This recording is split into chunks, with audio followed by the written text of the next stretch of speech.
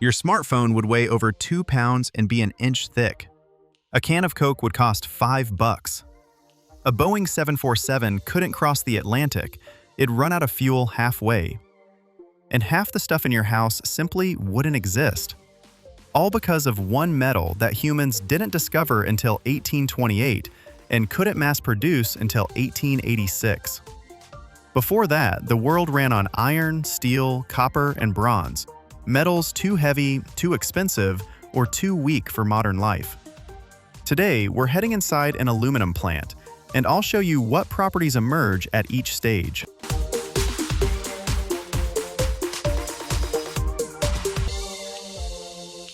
This aluminum plant sits right on the riverbank. That's no accident. It's been running non-stop for over 120 years. It's here because it has direct access to massive hydroelectric power. That's critical because making aluminum takes more electricity than almost any other industrial process on Earth. Walk onto the grounds and the first thing you feel, a low hum from the transformers. The smell of superheated metal hangs in the air constantly. The plant never stops, not for a minute. The raw material is bauxite, a reddish-brown powder that arrives on ships from tropical countries, Jamaica, Australia, Guinea. If aluminum had never been discovered, we'd still be mining iron ore for everything. Steel production needs coal. It gives off massive emissions. Aluminum here, it runs on clean hydropower. Without aluminum, global carbon emissions would be roughly 15% higher from metal production alone.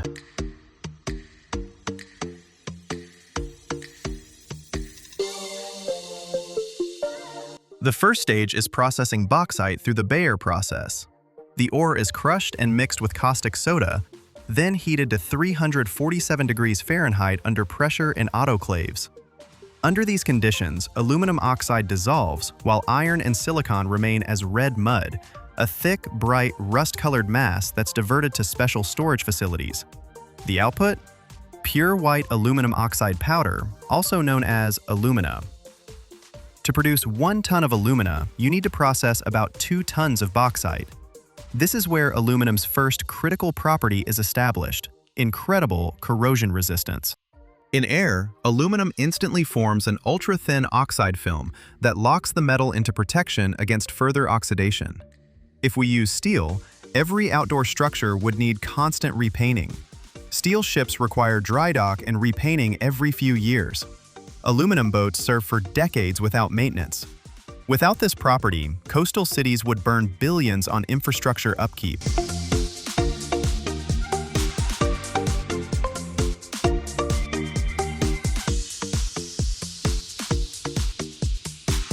The alumina is moved to the electrolysis hall, and this place is impressive. A massive room with rows of reduction cells radiating waves of heat.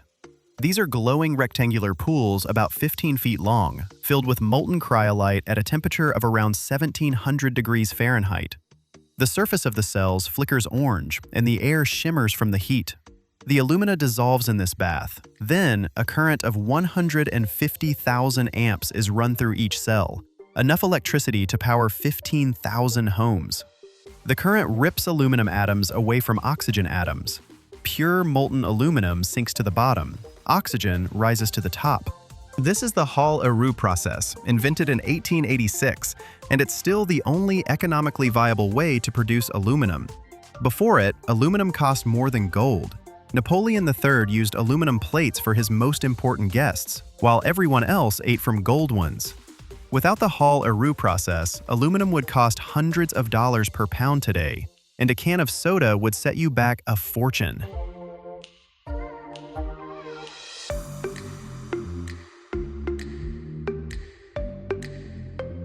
After a full day of operation, the molten aluminum gets pumped out and poured into crucibles, 10 tons each.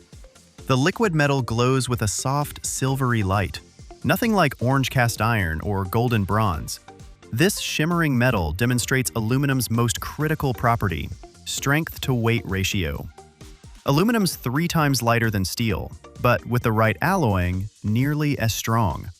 A Boeing 747 made of steel would weigh 1,200 tons instead of 400.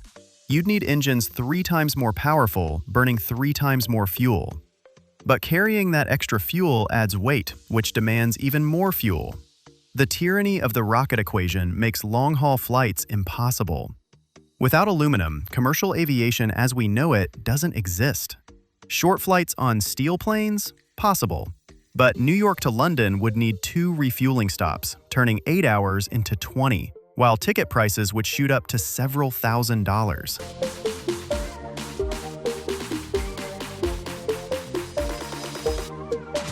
Molten aluminum gets poured into molds, forming ingots weighing several tons. Then they're reheated to 850 degrees Fahrenheit and pass through massive rolling mills.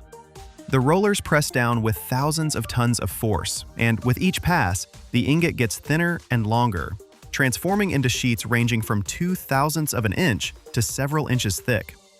Rolling aligns the grain structure, locking in specific mechanical properties. Here's where another critical quality emerges: electrical conductivity. Aluminum conducts electricity 60% as well as copper, but weighs only 30% as much. Every high-voltage power line uses aluminum around a steel core. The aluminum conducts the current while the steel carries the load. If we had to use copper instead, the wires would be 3 times heavier, the support towers would need to be 3 times stronger, and spaced closer together. Building power grids would cost 4 times more. Rural electrification would never have happened, and your monthly electric bill would triple.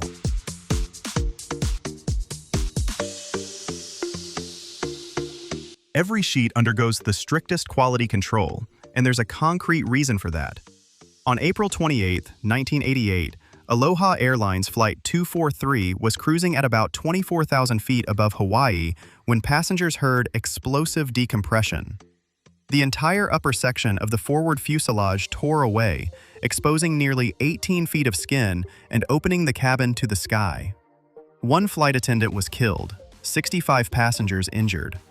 The investigation revealed that the aluminum fuselage had developed microscopic fatigue cracks after years of pressurization cycles. With every takeoff, the fuselage expands under pressure. With every landing, it contracts. Thousands of these cycles, and invisible defects appear in the metal. Tiny cracks grew and connected until the structure failed catastrophically. The aircraft had completed 89,000 flight cycles, and technicians couldn't detect such small defects.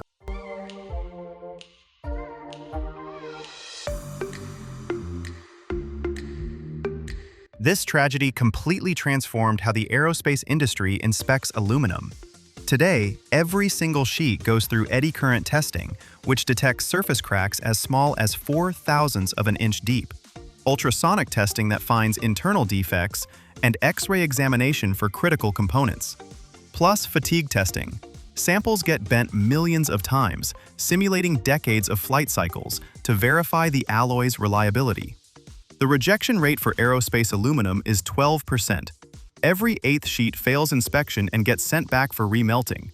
That number seems high, but after the Aloha disaster, the industry decided, better to lose metal than lives. Aluminum that passes inspection goes to manufacturers, who turn it into everything, from aircraft to soda cans. A major plant produces around 300,000 tons annually. And virtually all that rejected metal doesn't go to waste. Aluminum can be remelted infinite times without losing its properties, and remelting takes just 5% of the energy needed for primary production.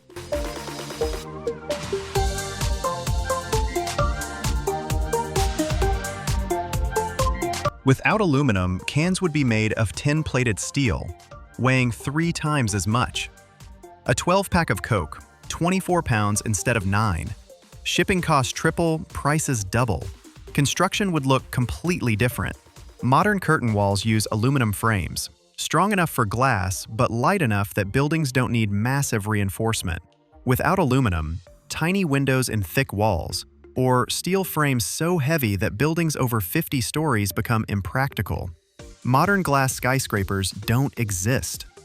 Computers and smartphones would be different too. That aluminum laptop body would have to be plastic or magnesium. Plastic isn't rigid enough and cracks. Magnesium is light but catches fire during machining. The plant's been running for over 120 years, producing roughly 20 million tons of aluminum, turned into planes, cars, buildings, power lines, packaging, and electronics. Without the electrolysis process running in those reduction cells, none of this exists. We'd be trapped in a world that's heavier, more expensive, and far more limited.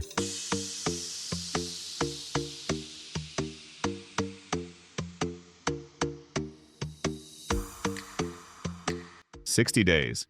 That's exactly how long it takes for an empty Coke can to become a brand new can on a store shelf. You finish your drink, toss the can in the trash, and 2 months later that same can is back in the supermarket. But this isn't magic. It's aluminum recycling, the most profitable recycling process on the planet. Every recycled can saves 95% of the energy compared to making new aluminum. It's like the difference between taking a walk and flying to another continent. Every year, 600 billion aluminum cans get recycled worldwide. Weight, 20 million tons. Value, $50 billion. And here's the most amazing part. Aluminum can be recycled infinitely, without losing quality. Metal that's been melted down 1,000 times is identical to fresh aluminum. How is that possible? How does a dirty crushed can turn into a perfectly clean sheet of metal? Stick around till the end. You'll see the most perfect closed-loop system ever created by humans.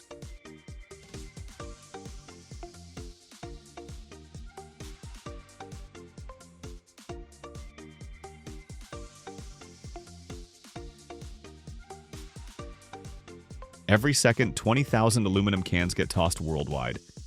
In a minute, over 1 million. In a day, 1.5 billion.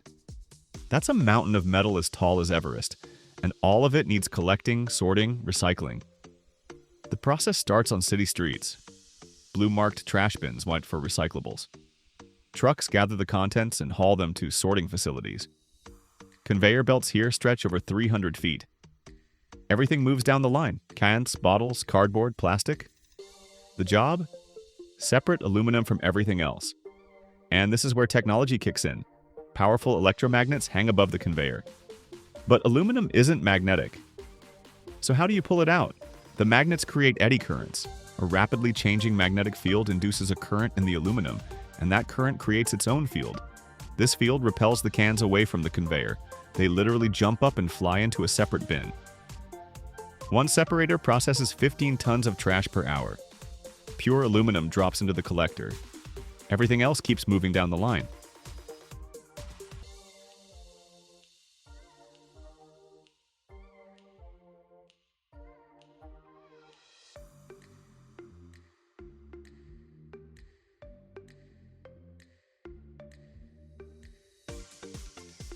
Next up, cleaning and prep.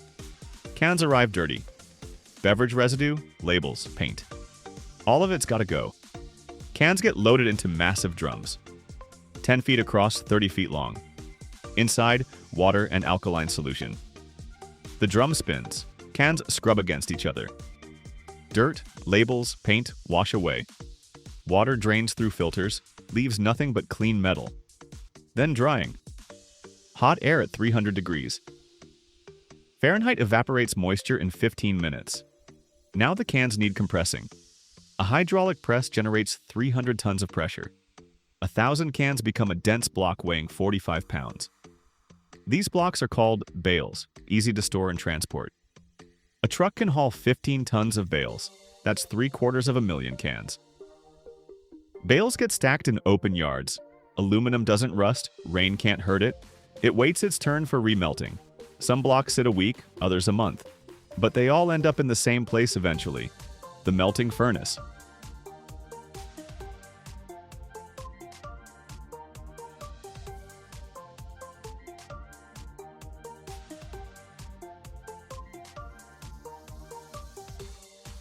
(1827). German chemist Friedrich Wöhler produces pure aluminum for the first time. Tiny beads of silvery metal. Light as wood, but strong as iron. Beautiful as silver, but it doesn't tarnish. The world goes crazy. Aluminum gets called the metal of kings. Its price, $1,200 per kilogram. That's 3 times more expensive than gold. French Emperor Napoleon III orders aluminum silverware for his most important guests. Everyone else eats with gold, it's cheaper.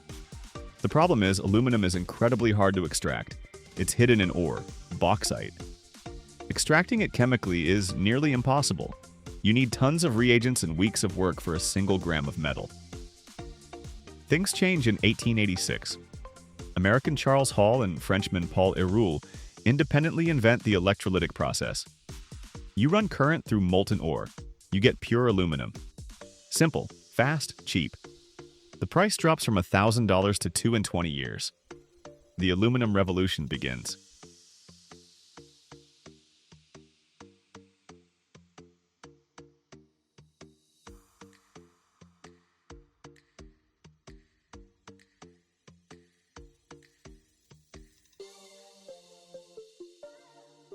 The 20th century turned aluminum into the planet's most widely used non-ferrous metal. Airplanes, cars, electrical wiring, beverage cans, aluminum everywhere. By the 70s, global production hits 10 million tons a year. But there's a problem. Producing aluminum from ore demands monstrous amounts of energy. To get 1 ton of metal, you need 15,000 kilowatt hours of electricity. That's a year's worth of power for the average American home. Plus carbon dioxide emissions, landscape destruction from open pit mines. Environmentalists sound the alarm. Then someone grasps the obvious. Aluminum doesn't degrade. A can tossed in the forest will sit there 200 years unchanged. But what if you melt it down? Energy cost? Just 700 kilowatt hours per ton. 20 times the savings. No need to mine ore, no need for chemical reagents, no need for giant electrolyzers. Just melt the metal and use it again. The recycling era begins. In the US during the 70s, 15% of cans got recycled. Now, 50%. In Brazil, 98%. That's the highest recycling rate of any material.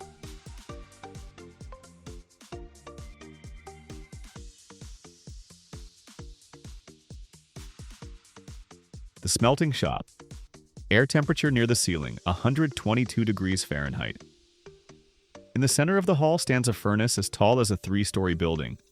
They call it a reverberatory furnace. Inside, a bath of molten aluminum. Temperature, 1400 degrees Fahrenheit. The metal glows orange. Heat dances above it. Briquettes feed in by conveyor straight into the furnace. The aluminum melts instantly, melting point. Just 1220 degrees. That's 2.5 times less than steel. The energy savings are massive, but trash floats in the melt. Paint residue, varnish, impurities from other metals. They need to be removed. Chlorine gets blown into the bath. The gas rises in bubbles through the melt. It binds the impurities and carries them to the surface. Dross forms, gray foam. It's scraped off with mechanical rakes. Beneath the dross, a mirror of pure metal. After 6 hours of melting, the furnace is ready to tap. A massive ladle rolls in from below. The furnace tilts and the melt pours out in a golden stream. One ladle holds 20 tons. That's 1 million cans in liquid form.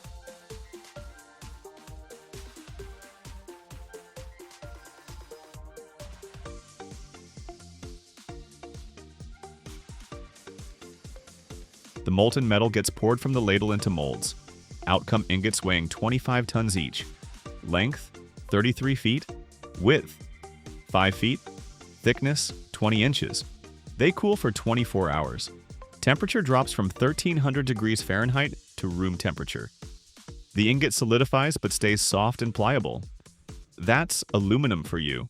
It deforms easily. Next stage, rolling. The ingot heads to the rolling mill. This giant machine has rollers 6.5 feet across. The ingot passes between the rollers. Pressure, 1,000 tons. The metal flattens like dough. In one pass, thickness shrinks from 20 inches to 8. The ingot passes through the rollers again. Now it's 4 inches thick. Another pass, 2 inches. Another, under an inch. The process repeats 20 times. At the end, you get a sheet about 1/10 of an inch thick. It comes out of the mill over half a mile long, rolled into a coil weighing 10 tons. One coil makes 30,000 cans. The metal ships to the packaging plant. There, they stamp blanks from the sheet, stretch the walls, form the neck. Circle complete. 60 days after hitting the trash, the can's back on the shelf.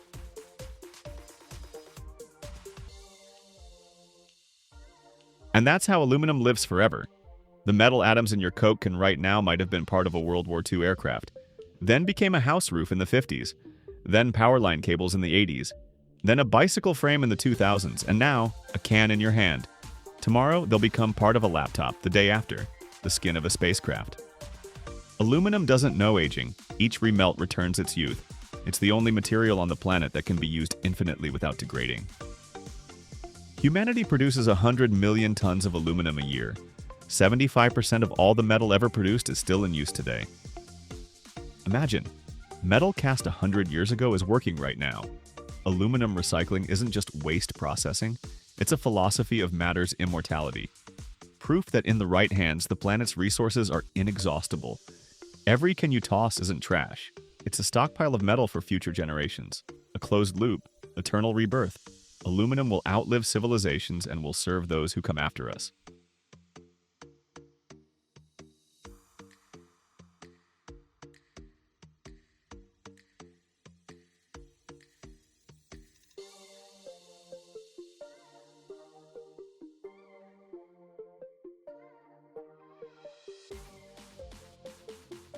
Picture a metal lighter than plastic, burns brighter than the sun itself, and you can pull it straight from seawater. Sound like science fiction? This is magnesium, the metal that revolutionized aviation, space exploration, and even your smartphone. Every year, humanity produces over 1,200,000 tons of this remarkable material. But few people know that behind an ordinary chunk of silvery metal lies technology worthy of science fiction. How does material stronger than steel and lighter than aluminum emerge from ordinary seawater or rock? You'll discover why magnesium burns at temperatures reaching 3,000 degrees, how it's extracted from the ocean floor, and why no modern aircraft can exist without it. Watch until the end. The finale will transform your understanding of what lightness and strength really mean. This is the story of the metal of the future, already here.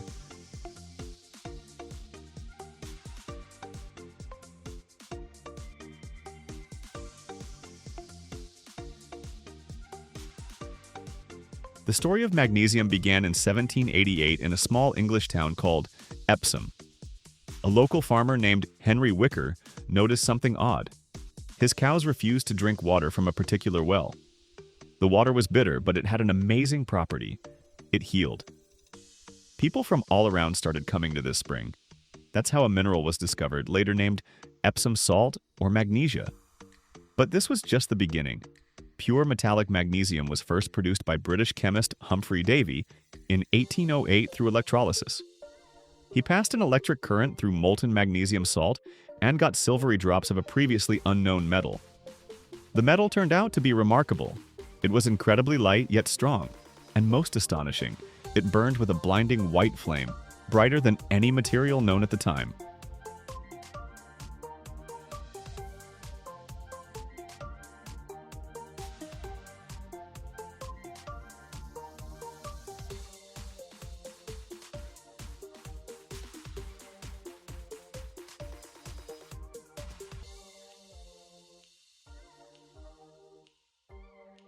In the 19th century, magnesium was rarer than gold.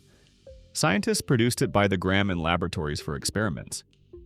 Everything changed when inventors realized something. Magnesium could create brilliant light.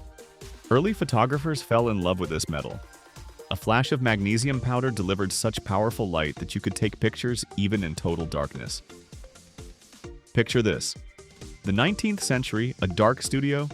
A photographer ignites a pinch of magnesium powder and boom! A blinding flash illuminates everything around. That's exactly where the expression magnesium flash came from. But the real breakthrough happened in the 20th century when humanity mastered mass production. Magnesium turned out to be the ideal material for aviation. Lightweight, strong, easy to machine. During World War II, magnesium production skyrocketed tenfold. Military aircraft needed lightweight and durable parts, and magnesium became a strategic material on par with oil and steel.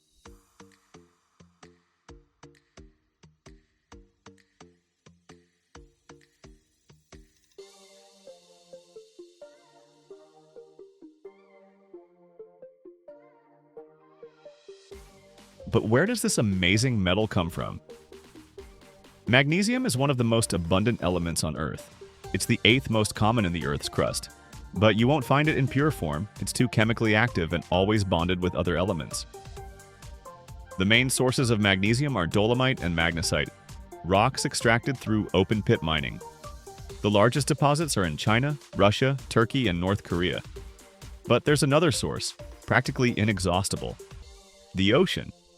Every cubic mile of seawater contains about 3 million tons of magnesium. Imagine the scale. The world's oceans hold roughly 4 quadrillion tons of magnesium. That's enough to last thousands of years even at current consumption rates. That's exactly why many modern plants are built right on the coast. Why dig in the ground when you can draw from the ocean?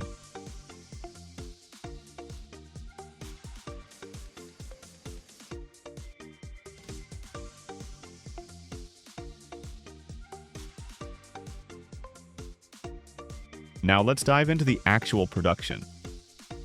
There are 2 main methods for obtaining magnesium: thermal and electrolytic. Let's start with the thermal method, which is used when the raw material is dolomite or magnesite from quarries. First, the rock is crushed into small pieces, no bigger than a walnut. Then these pieces go into huge rotating kilns. Picture a steel cylinder the length of a football field, slowly turning. Inside, temperatures hit over 1800 degrees Fahrenheit. At that temperature, carbon dioxide burns off from the dolomite, leaving magnesium oxide, a white powder that looks like chalk. This powder gets mixed with coke and silicon, then pressed into brick-sized briquettes. These briquettes are loaded into special retorts, sealed steel vessels that can withstand extreme conditions. That's where things get really interesting.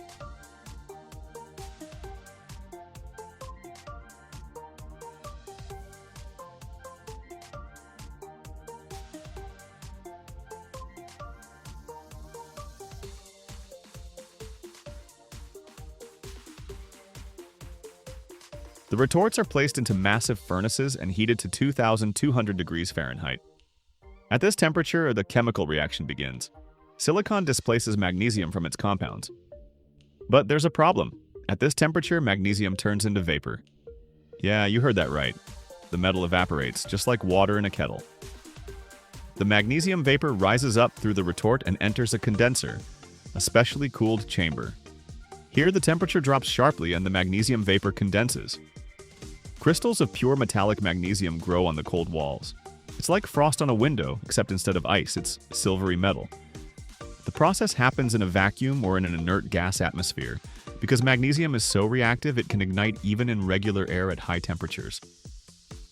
After several hours, they open the retort. Inside, an ingot of pure magnesium weighing about 22 pounds. It's warm, silvery, covered with a thin oxide film.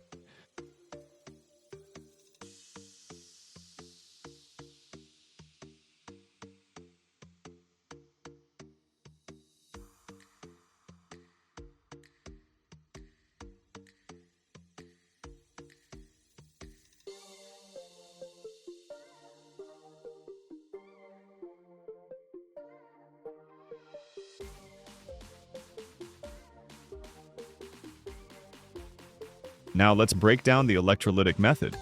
This is exactly what they use when extracting magnesium from seawater. The process starts right on the ocean shore. Seawater gets pumped into massive tanks and treated with lime. The lime reacts with magnesium salts dissolved in the water, forming a white precipitate, magnesium hydroxide. This precipitate settles to the bottom. They collect it and rinse it. You get a white paste that looks like toothpaste. They treat this paste with hydrochloric acid, producing magnesium chloride, a clear solution with a bitter taste. The solution gets evaporated in enormous vats, yielding magnesium chloride crystals, white like coarse salt. These crystals are the key to obtaining pure metal. They load them into electrolytic cells, massive steel containers lined with refractory brick. Inside, molten magnesium chloride at 1,300 degrees Fahrenheit glows orange like volcanic lava.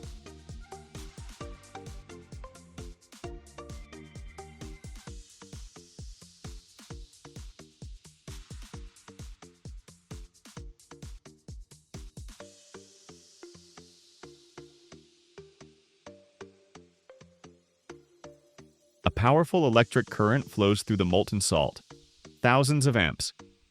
The magic of electrolysis begins. At the cathode, the negative electrode, droplets of pure magnesium form. They float to the surface because magnesium is lighter than the salt it's extracted from. A layer of liquid metal forms on top, which workers periodically collect with a special ladle. Picture this: a ladle scooping silvery liquid from the surface of a glowing orange melt. It's like skimming cream off milk, except the cream is molten metal at 1200 degrees Fahrenheit. The magnesium is poured into molds and left to cool. You get ingots weighing between 11 and 33 pounds each. They're silvery, lightweight. You can lift a 33-pound ingot with one hand. The surface quickly forms a thin oxide film that protects the metal from further oxidation. Without this film, magnesium would slowly oxidize even in air.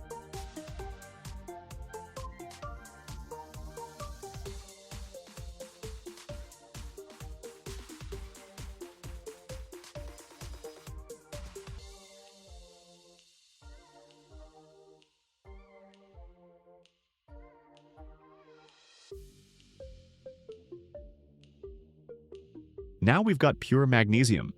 But what do we do with it? The applications are vast, and all of them are impressive. Let's start with aviation and aerospace. Magnesium and its alloys are used to make aircraft fuselages, engine components, landing gear. Why? Because weight is everything in aviation. Every pound saved means less fuel and more payload. Magnesium alloys are 40% lighter than aluminum ones with comparable strength. A modern passenger airliner contains several tons of magnesium alloys. Spacecraft and satellites too. When you need to put cargo into orbit, where every pound costs thousands of dollars, magnesium is irreplaceable. The automotive industry has fallen in love with magnesium too. Engine blocks, transmission components, wheel rims, all made from magnesium alloys, especially in sports and racing cars where weight is critical for speed and handling. A single magnesium rim weighs half as much as a steel one with the same strength.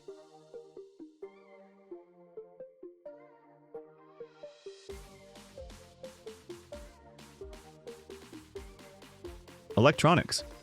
Another massive area where it shines. Laptop cases, tablets, smartphones, cameras, often made from magnesium alloys. Why? Lightweight plus excellent heat dissipation plus strength. Your smartphone or laptop might be packing magnesium right now. Magnesium is also used to protect other metals from corrosion, so-called sacrificial anodes. They're installed on ship hulls, underwater pipelines, oil rigs. Magnesium oxidizes first, protecting the main steel structure. Global magnesium production sits at around 1.2 million tons per year. China cranks out about 85% of all magnesium. Russia, the US, and Israel, other major producers. Magnesium prices swing from $2,000 to $4,000 per ton, depending on purity and market conditions. That's cheaper than aluminum, but pricier than steel. And so, traveling from bitter water in an English well, through dolomite quarries and endless oceans, through the hellish heat of furnaces at 1200 degrees, and the cold of crystallization, magnesium emerges into the world. A metal lighter than plastic and stronger than many steels. This is the story of how humanity learned to transform rock and seawater into a material that lifts planes into the sky and sends satellites to the stars. Every time you board an aircraft, hold your smartphone or watch fireworks burning with blinding white flame. Remember, behind it all is magnesium, an ancient element we learned to tame just 200 years ago. A metal that taught us lightness and strength can go hand in hand. The metal of the future harvested from an infinite ocean that will serve humanity for thousands of years to come.